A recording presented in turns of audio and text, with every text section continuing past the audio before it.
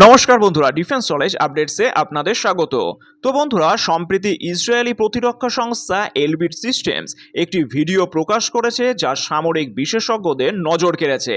আর এই ভিডিওতে দেখা যাচ্ছে ভারতীয় বায়ুসেনার বিখ্যাত জাগুয়ার স্ট্রাইক এয়ারক্রাফট সফলভাবে রেঞ্জ এক্সটেনশন অ্যান্ড স্মার্ট টেল বা আরইএসটি নামক একটি প্রিসিশন গাইডেড বম্ব কিট পরীক্ষা করছে।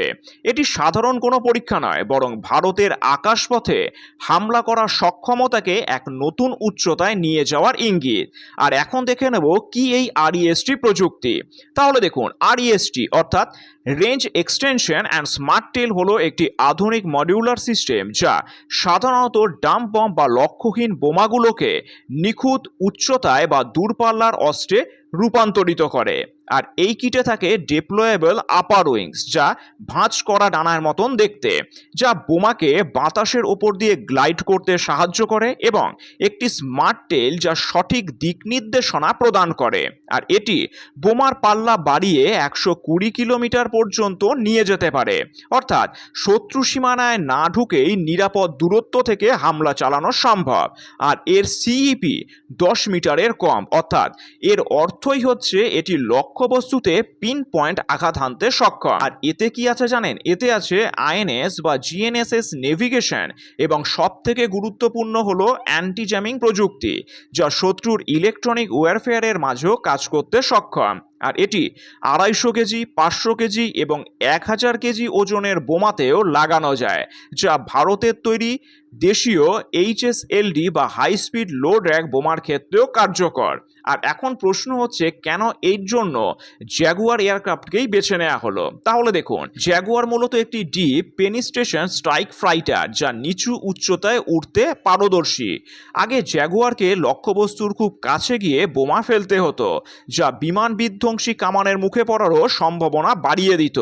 এবং আরএসটি কিট লাগানোর ফলে এখন Jaguar stand of weapon system হিসেবে কাজ করবে, অর্থাৎ পাইলট অনেক দূর থেকে বোমা ছুড়ে দিয়ে শত্রুর র্যাডারে ধরা পড়ার আগেই নিরাপদ স্থানে ফিরে আসতে পারবে।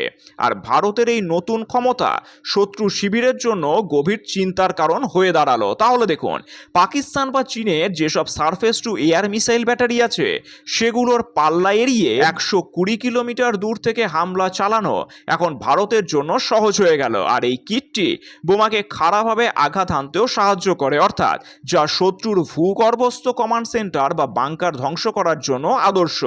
ক্রুজ মিসাইল অত্যন্ত ব্যয়বহুল, কিন্তু আরইএসটি কিট ব্যবহার করে কম খরচে একই ফলাফল পাওয়া সম্ভব, যা ভারতকে বড় মাপের হামলার অর্থনৈতিক সুবিধা দেবে। আর এই প্রযুক্তি ভারতের প্রতি ইসরায়েলের কৌশলগত সমর্থনের গভীরতা প্রকাশ করে।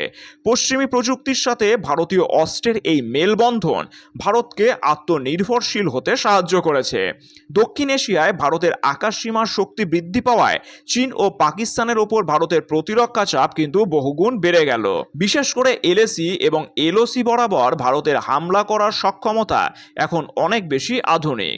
জ্যাগুয়ার জেটের মতন পুরনো যুদ্ধবিমানকে আধুনিক প্রযুক্তিতে সজ্জিত করে ভারত বিশ্বকে দেখিয়ে দিল যে কিভাবে বুদ্ধিমত্তার সাথে নিজেদের বর্তমান সম্পদের আয়ু ও কার্যকারিতা বাড়ানো যায়। আর ভারতের হাতে আরইএসটি প্রযুক্তির আসার মানেই হলো যুদ্ধের ময়দানে শত্রুকে আর পালানোর সুযোগ না দেওয়া। এটি শুধু একটি অস্ত্রের আধুনিকীকরণ নয়, বরং ভারতের সামরিক কৌশলে সার্জিক্যাল স্ট্রাইক করার ক্ষমতার এক বিশাল বিবর্তন।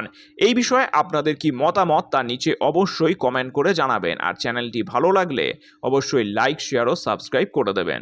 ধন্যবাদ।